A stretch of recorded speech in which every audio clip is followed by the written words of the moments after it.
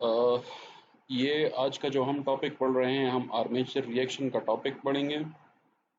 ये वाला topic specifically energy के स्टूडेंट्स के लिए है। इलेक्ट्रिकल के स्टूडेंट्स के कोर्स में ये टॉपिक इंक्लूडेड नहीं है। सबसे पहले मैं आपको ये बता देता हूँ कि हम आर्मेचर रिएक्शन पढ़ते क्यों हैं। आर्मेचर रिएक्शन हम इसलिए पढ़ते हैं क्योंकि आपकी जब भी आपका अल्टरनेटर रन होगा तो आपको आर्मेचर रिएक्शन फेस करना पड़ेगा। और आर्मेचर रिएक्शन जो है हमारे पास 3 किस्म के लोड के लिए डिफरेंट इसकी रिएक्शन, मतलब मैं ये कह सकते हैं कि डिफरेंट टाइप हो सकते हैं आपके, जो कि हम पढ़ेंगे यूनिटी पावर फैक्टर के लिए, लीडिंग पावर फैक्टर के लिए और लैगिंग पावर फैक्टर के लिए। तो ये स्ट्रांगली डिपेंड करेगा कि आप लोगों का किस किस्म का लोड है, तो उस लोड के मुताबिक ये डिपेंड करेगा कि आगे होता क्या है। तो आज के जो टॉपिक है उसमें हम ये यूनिटी पावर फैक्टर के लिए पढ़ेंगे। और इसको स्टार्ट करने से पहले हम पहले ये देखते हैं कि आर्मेचर रिएक्शन कहते किसको हैं। तो डेफिनेशन आपको नज़र भी आ रही होगी, मैं आपको पढ़ा देता हूँ एक मरतबा। When current flows through the armature winding of an alternator, the resulting MMF produces flux. The armature flux reacts with the main pole's flux, causing the resultant flux to become either less than or more than original main field flux. The effect of armature flux on the flux produced by the rotor field poles is called armature reaction. तो आप लोगों को definition से पता चल गया होगा कि असल में आर्मेचर रिएक्शन से आपको होता क्या है कि जो फ्लक्स आपका एक सेकंड टाइप ऑफ फ्लक्स जो जनरेट होता है, तो ये या तो मेन फ्लक्स को इन्हेंस कर देता है या उसको कम कर देता है। तो ये इस तरह उसको डिस्टॉर्ट करता है या सपोर्ट करता है। तो ये हम आगे अभी पढ़ते जाएंगे, लेकिन सबसे पहले ये देख लें कि अगर लेट अस सपोज ये डायग्राम देख लें राइट साइड पे, ऊपर की जो दो लाइंस हैं, लेट अस अज्यूम कि ये आपका स्टेटर है, ठीक है। और ये जो नीचे जो आपको नॉर्थ और साउथ पोल्स नज़र आ रहे हैं, अज्यूम करें कि ये रोटर है। इसमें ऊपर की डायरेक्शन में आप अज्यूम करें कि आपका फ्लक्स की डायरेक्शन है, और रोटर को अज्यूम करें कि ये क्लॉकवाइज डायरेक्शन में मूव कर रहा है। हमारे पास स्टेटर में जो वाइंडिंग हुई है, तो हमारे पास 3 वाइंडिंग्स हैं, ए और ए डैश, मतलब ये इसका पहला फेस हो गया और दूसरा फेस। फिर बी और बी डैश, पहला फेस और दूसरा फेस, सी और सी डैश। तो 3 वाइंडिंग्स हैं और उसकी दो दो फेसेस हैं जो कि आपको नज़र आ रही हैं। अब हम समय सबसे पहले ये तो पता है कि स्टेटर एक स्टैटिक डिवाइस है। तो स्टेटर अगर स्टैटिक डिवाइस है, लेकिन मुझे इसकी डायरेक्शन फिर भी चाहिए क्योंकि मुझे आर्मेचर रिएक्शन चाहिए। उसको निकालने के लिए मुझे ये ज़रूर देखना है। इसकी वजह ये होती है कि जब भी आप फ्लेमिंग्स रूल अप्लाई करते हैं तो आपके पास 3 चीज़ें होनी चाहिए। क्या? एक करंट की डायरेक्शन, दूसरी फ्लक्स की डायरेक्शन और तीसरी जो कंडक्टर की डायरेक्शन आ रही है, ठीक है, जो जिस उसमें वो कंडक्टर मूव कर रहा है।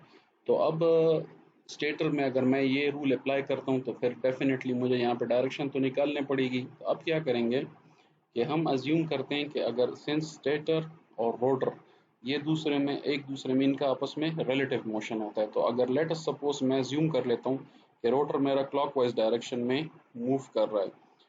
अब अगर इन दोनों की मोशन रिलेटिव है, तो क्या मैं ये कह सकता हूँ कि अगर रोटर को मैं स्टॉप कर दूं तो मैं ये अज्यूम कर सकता हूँ कि स्टेटर एंटी क्लॉकवाइज डायरेक्शन में फिर मूव करेगा। तो इसी तरीके से हम क्या कर लेते हैं कि हम स्टेटर की डायरेक्शन निकाल देते हैं कि अगर रोटर को मैं अज्यूम करता हूँ कि ये एक स्टैटिक डिवाइस है और स्टेटर को अज्यूम कर लेता हूँ कि ये मूव कर रहा है।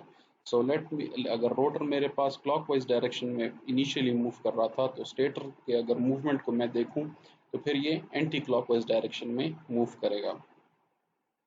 अब अगर इसके ऊपर आप फ्लेमिंग रूल अप्लाई करते हैं तो ये देखें, करंट की डायरेक्शन ये इन टू दिस पेपर होगी, ठीक है। ये यहाँ पे मैंने आपको दिखाया भी है क्रॉस के साइन से, इन टू द पेपर।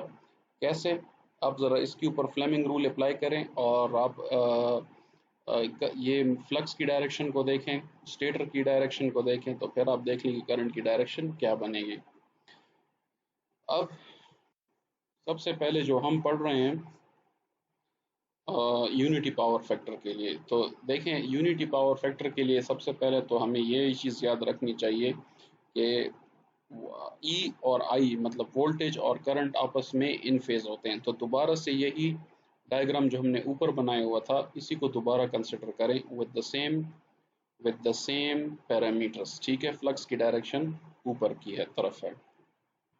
तो अगर मैं यहाँ पे इसका एक डायग्राम बना देता हूँ वोल्टेज का और करंट का, तो ई ए और आई ए इन फेज है, ई बी और आई बी इन फेज है। ई बी से मुराद कि जो यहाँ पे कॉइल्स में वोल्टेज जनरेट हो रहे हैं, और current like E A is for coil number A, EB is for coil number B, and EC is for coil number C, and same goes for the I। तो ये देखें, EA और IA इन phase हैं, EB और IB इन phase हैं, और EC और IC इन phase हैं। अब हमें ये भी देखना है कि हमारे पास फ्लक्स की इंस्टेंटेनियस वैल्यू किस चीज़ के बराबर होती है। तो फ्लक्स की वैल्यू हमारे पास phi M sine omega T के बराबर है, लेकिन हमें ये भी पता है कि ईएमएफ जो है N D phi by D T के बराबर है। तो अगर लेट अस सपोज मैं ये फाई की वैल्यू यहाँ पे डाल देता हूँ और इसका डिफरेंशियल लेता हूँ, तो मेरे पास ये वैल्यू आ जाएगी। इससे हमें नीचे omega N sine 90 minus omega T.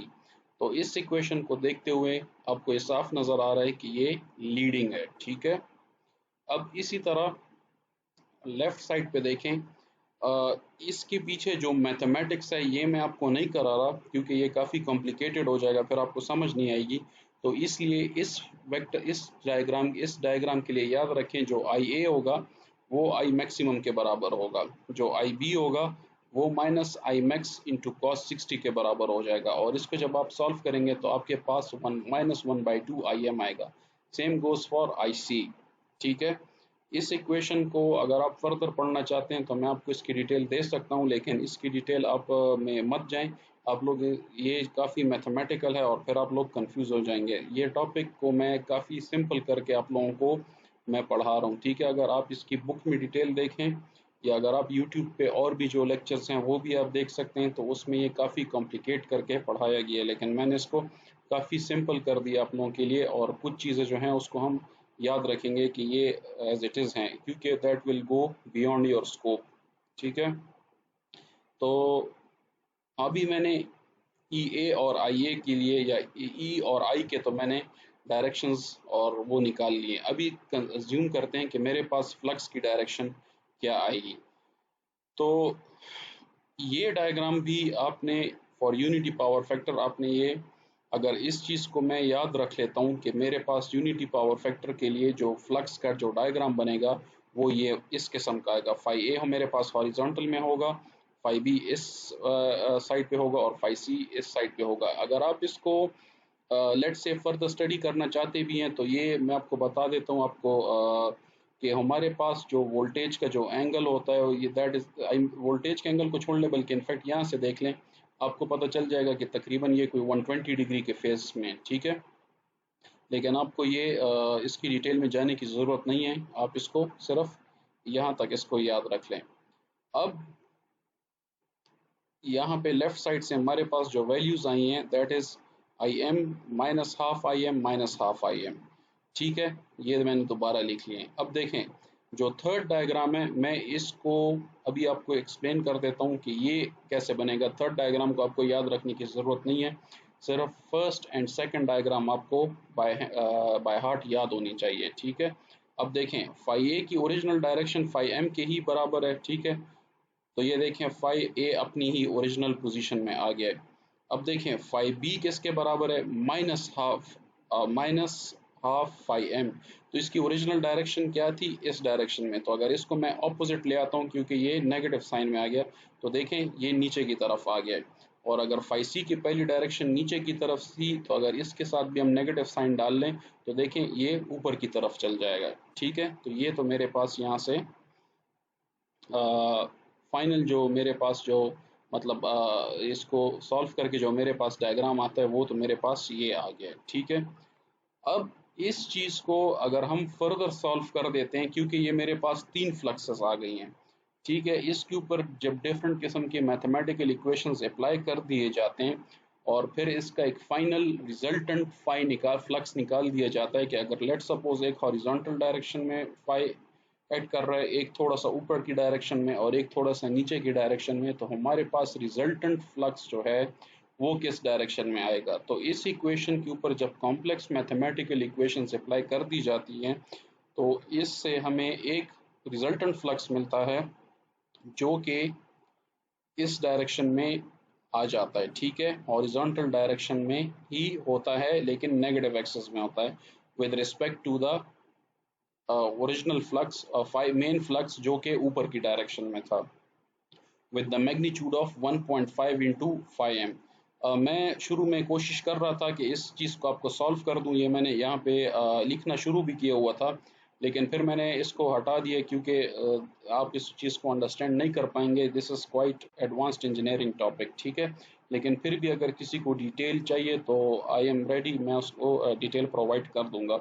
But again I suggest कि जहाँ तक मैं आप लोगों को रिस्ट्रिक्ट कर रहा हूँ उसी तक अपने आप को लिमिट में रखें, ताकि आप लोग फर्दर कंफ्यूज ना हो और आप लोगों के ऊपर एडिशनल बर्डन ना पड़े। ठीक है, तो अब ये चीज़ तो हमारे पास आ गई है। अब इसका इस इफेक्ट को हम कहते हैं cross magnetisation effect. Cross magnetisation effect इसको कहते हैं, और थोड़ा सा ग्राफिकल फॉर्म में भी इसको हम देख लेते हैं कि देखें अगर ये जो माउस मैं फिरा रहा हूँ ये मेरे पास अगर ओरिजिनल 5m की का ग्राफ आ रहा है। ठीक है, तो सिंस ये देखें इसमें 90 डिग्री का फेज शिफ्ट आ रहा है। ठीक है, तो अगर मैं इसी जो रिएक्शन वाला जो मेरे पास फ्लक्स आ रहा है अगर मैं इसको प्लॉट कर दूं तो देखें 90 डिग्री का अगर डिफरेंस आ रहा है तो ये 90 डिग्री से ही शुरू होगा। ये देखें, तो जब 90 डिग्री से शुरू होगा तो यहाँ से लेके यहाँ तक देखें ये पॉजिटिव साइकिल में, ये नेगेटिव साइकिल में, तो ये इसको क्या करेगा, डिस्टॉर्ट कर देगा। मतलब यहाँ पे मेरे पास मेन फ्लक्स को ये कम कर देगा, लेकिन इसके बाद ऊपर देखें ये भी पॉजिटिव साइकिल में और ये भी पॉजिटिव साइकिल में, तो क्या होगा कि ये इसको सपोर्ट कर देगा, तो मेन फ्लक्स को ये ज्यादा कर देगा। And same goes on throughout this whole cycle. अब होगा क्या कि देखें कुछ देर तक ये इसको सपोर्ट नहीं करता और कुछ देर तक ये इसको सपोर्ट करता रहता है, तो क्या होगा कि एवरेज हमारा चेंज नहीं होगा बट डिस्टॉर्शन फ्लक्स में ज़रूर आएगी। ठीक हो गया, तो सबसे पहले आप ज़रा इस यूनिटी पावर फैक्टर तक पढ़ लें, उसके बाद जब आपको इसमें आगे फर्दर कोई मसला नहीं होगा तो फिर हम बाद में लैगिंग और लीडिंग पावर फैक्टर को भी उसकी भी मैं वो अपलोड कर देता हूँ। मैं स्टेप बाय स्टेप इसलिए जा रहा हूँ ताकि आप लोगों के ऊपर एक बर्डन ना पड़े और आप लोगों को कन्फ्यूजन ना हो। ठीक है, ओके, बेस्ट ऑफ लक।